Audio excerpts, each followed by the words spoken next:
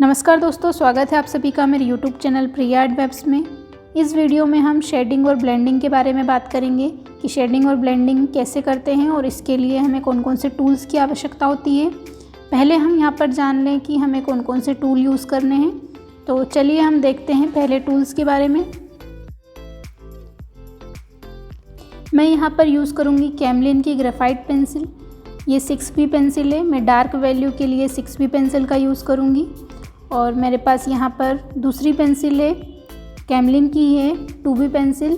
मैं light value के लिए यहाँ पे 2B पेंसिल का यूज़ करूँगी। उसके बाद हाईलाइट के लिए मैं यूज़ करूँगी यहाँ पर मोनो ज़ीरो इरेज़र का। ये बहुत ही अच्छा टूल है और अगर आप डिटेल वर्क कर रहे हैं तो आपके पास ये टूल होना ही चाहिए। फिर डार्क वैल्यू के लिए यहाँ पे यूज़ करेंगे स्टेडलर की चारकोल पेंसिल। ये 8B चारकोल पेंसिल है स्टेडलर की। आप किसी दूसरी कंपनी की पेंसिल भी यूज़ कर सकते हैं। मैं इसको यहाँ पे आईज़ और जो आईब्रो के हेयर हैं, आईलैशेस, इसके लिए भी यूज़ करूँगी। और ब्लेंडिंग के लिए मैं यूज़ कर रही हूँ यहाँ पर मेकअप ब्रश का। ये 2 मेकअप ब्रश हैं, एक छोटा साइज़ है और दूसरा थोड़ा सा बड़ा साइज़ है। दूसरे ब्रशेस के कंपैरिजन में ये ब्रश काफ़ी सॉफ्ट होते हैं, इसलिए मैंने यहाँ पे मेकअप ब्रश का ही यूज़ किया है। उसके बाद छोटे एरिया में ब्लेंड करने के लिए मैं यहाँ पे पेपर स्टम्प का यूज़ कर रही हूँ। पेपर स्टम्प अच्छा है लेकिन मैं इसे मोस्टली अवॉइड करती हूँ। छोटी जगह पे जब मुझे ब्लेंड करना होता है सिर्फ तभी मैं पेपर स्टम्प का यूज़ करती हूँ। उसके बाद है जेल पेन। हाईलाइट के लिए हम यहाँ पे जेल पेन का यूज़ करते हैं। जैसे कि आईज़ में हमें यहाँ पे हाईलाइट दिखाना है तो मैंने इसके लिए यहाँ पे जेल पेन का यूज़ किया है।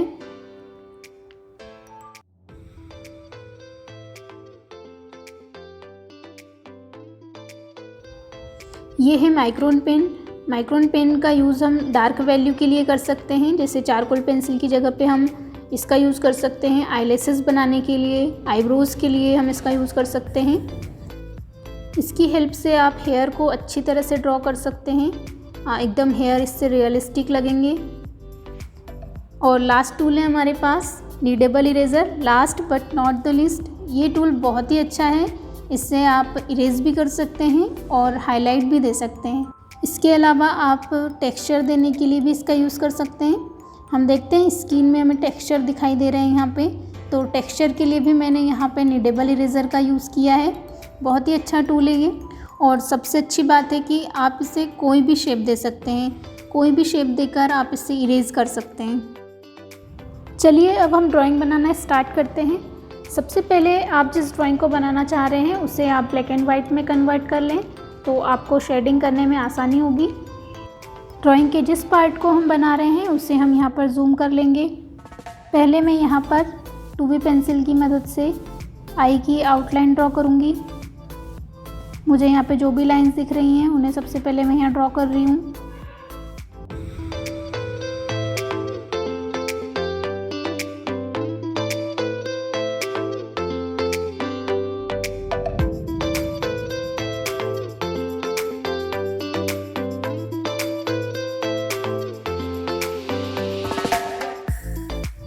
अब मैं यहाँ चारकोल पेंसिल का यूज़ कर रही हूँ आई के सेंटर में जो डार्क पोर्शन है उसके लिए। अगेन हम 2B पेंसिल का यूज़ करेंगे, 2B ग्रेफाइट पेंसिल का। इससे हम अच्छी तरह से शेड कर लेंगे आइरिस को।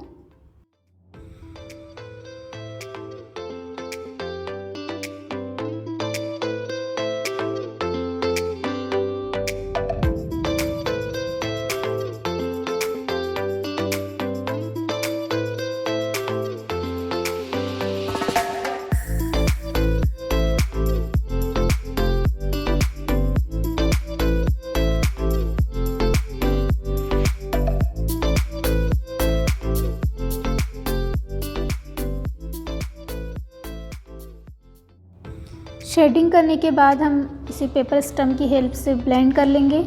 छोटे पार्ट को ब्लेंड करने के लिए हम पेपर स्टम्प का यूज़ करते हैं।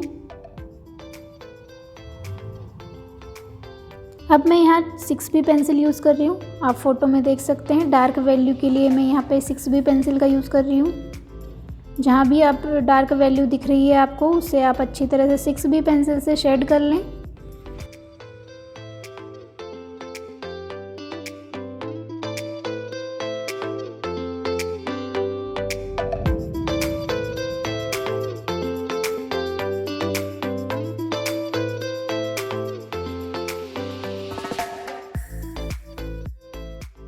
हम ग्रेफाइट को ब्लेंड कर लेते हैं और आइज़ के अंदर का जो वाइट पार्ट है इसे हम वाइट नहीं छोड़ेंगे, इसे भी हम शेडिंग कर लेते हैं।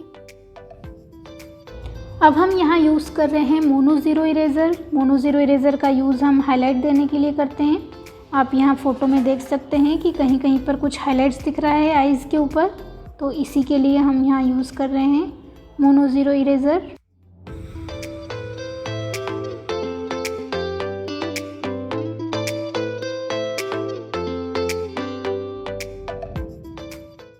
कहीं अगर हाईलाइट ज़्यादा दिख रहा है तो आप इसे ब्लेंडिंग टूल की मदद से ब्लेंड कर सकते हैं। फिर से मैं यहाँ पे 2B पेंसिल का यूज़ करके शेडिंग कर रही हूँ।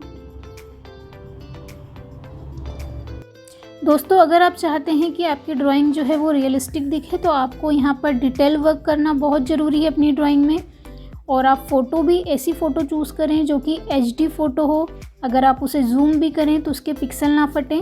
और आपको HD फ़ोटो इसलिए चूज़ करना है क्योंकि जब आप ड्राइंग बना रहे होते हैं तो आपको यहाँ पे दिखाई देना चाहिए कि कहाँ पे क्या टेक्सचर है आपकी फ़ोटो में, और वही टेक्सचर आपको अपनी ड्राइंग में भी बनाना है ताकि आपका जो डिटेल वर्क है वो अच्छे से हो।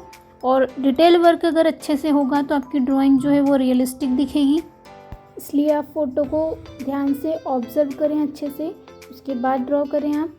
अगर फ़ोटो में कोई डॉट या कोई शेड दिख रहा है तो उसे आप इग्नोर नहीं करें, आप उसे भी बनाएं क्योंकि यही छोटी छोटी चीज़ें होती है पोर्ट्रेट में जिसकी वजह से आपकी जो ड्राइंग है वो रियलिस्टिक दिखती है।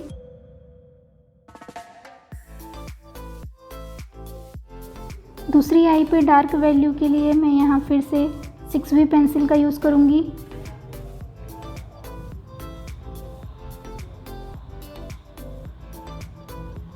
जहाँ भी डार्क वैल्यू है उसे अच्छी तरह से आप शेड कर लें यहाँ, और उसके बाद आप ब्लेंडिंग टूल की मदद से उसे ब्लेंड कर लें। फिर से मैंने यहाँ आइज़ के लिए चारकोल पेंसिल का यूज़ किया है। अब मैं यहाँ फिर से लाइट वैल्यू के लिए 2B पेंसिल का यूज़ कर रही हूँ। शेडिंग करते वक्त भी आप फ़ोटो को अच्छी तरह से ऑब्ज़र्व करें कि कहाँ डार्क वैल्यू देनी है, कहाँ लाइट वैल्यू देनी है, उसके हिसाब से हम पेंसिल का यूज़ करते हैं। लाइट वैल्यू देने के लिए मैं यहाँ 2B पेंसिल का यूज़ कर रही हूँ, और जहाँ ज़्यादा डार्क एरिया है, ज़्यादा डार्क वैल्यू देना है, वहाँ मैं 6B पेंसिल का यूज़ कर रही हूँ। 2B पेंसिल को भी हम थोड़ा सा प्रेशर के साथ अप्लाई करके डार्क शेड दे सकते हैं।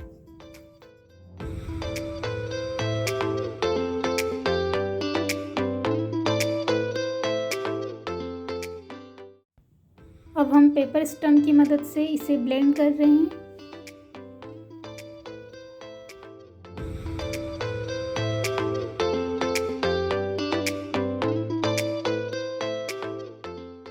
अब मैं 6B पेंसिल का यूज़ करके हेयर ड्रॉ कर रही हूँ। आपको फ़ोटो में हेयर जिस डायरेक्शन में दिख रहे हैं उसी डायरेक्शन में आपको यहाँ पे हेयर बनाना है।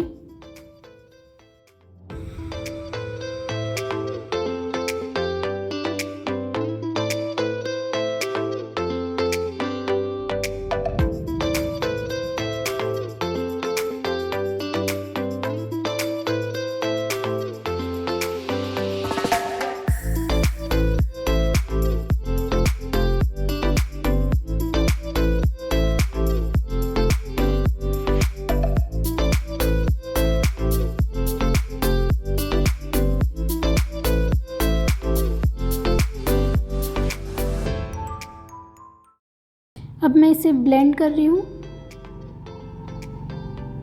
ब्लेंड करने के बाद हम यहाँ पर हाईलाइट दे रहे हैं मोनो ज़ीरो इरेज़र से। इसी तरह से हम दूसरी आईब्रो को भी ड्रॉ कर लेंगे 6B पेंसिल का यूज़ करके।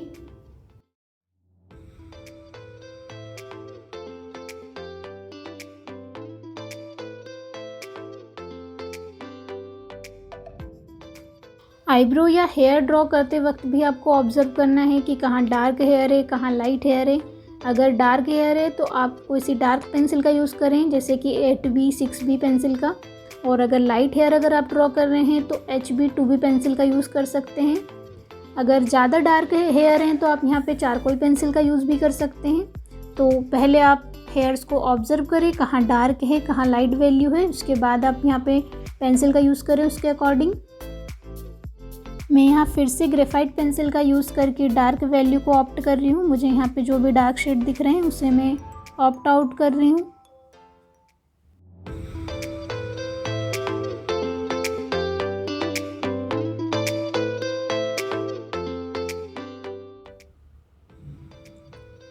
और अब डार्क शेड और लाइट शेड को मिक्स करने के लिए मैं यहाँ मेकअप ब्रश का यूज़ कर रही हूँ। अब इसी तरह से हम दूसरी आई पर भी हाईलाइट देंगे।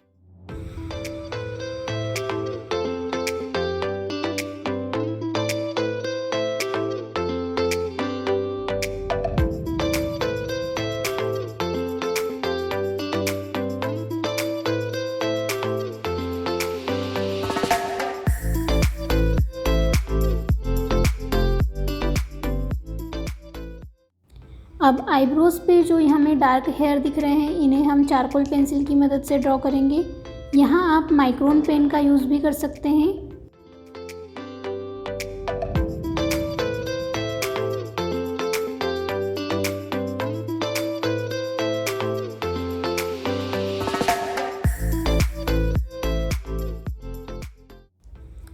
उसके बाद मैं यहाँ निडेबल इरेज़र का यूज़ कर रही हूँ स्किन टेक्सचर के लिए, और कहीं कहीं पर मुझे हाईलाइट देना है तो उसके लिए भी मैं निडेबल इरेज़र का यूज़ कर रही हूँ। आप निडेबल इरेज़र का यूज़ टेक्सचर देने के लिए भी कर सकते हैं, और अगर आपको कहीं हाईलाइट देना है, लाइट दिखाना है, तो वहाँ भी आप निडेबल इरेज़र का यूज़ कर सकते हैं।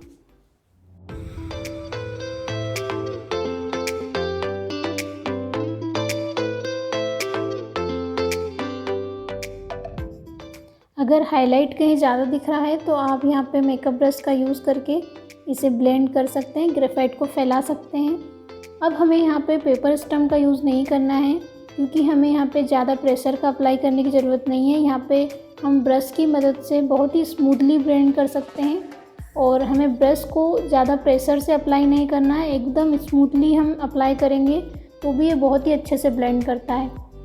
और अगर हम ब्रश से ब्लेंड करते हैं तो हमारा जो स्किन का टेक्सचर है वो भी हमें एकदम रियलिस्टिक दिखता है। ग्रेफाइट कहीं कम या कहीं ज़्यादा नहीं दिखेगा आपको, ग्रेफाइट एकदम एक जैसा यहाँ पे ब्लेंड होगा।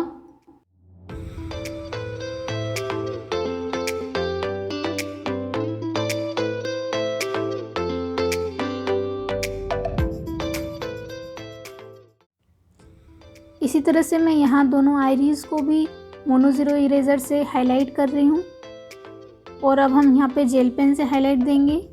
जेल पेन से हाईलाइट देने के बाद हमारी आईज़ और ज़्यादा रियलिस्टिक दिखेंगी।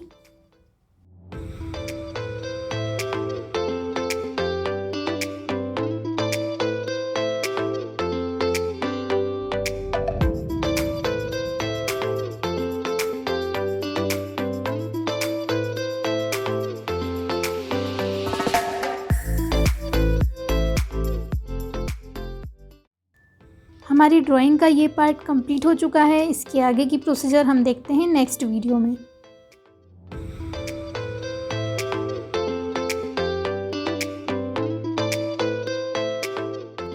आई होप दोस्तों कि आपको मेरी वीडियो पसंद आई होगी। अगर आपको मेरी वीडियो पसंद आई है तो प्लीज़ इसे लाइक करें, शेयर करें, और अभी तक अगर आपने चैनल को सब्सक्राइब नहीं किया है तो प्लीज़ इसे सब्सक्राइब करें, और मुझे कमेंट करके ज़रूर बताएं कि आपको वीडियो कैसी लगी और आपके लिए कितनी हेल्पफुल थी।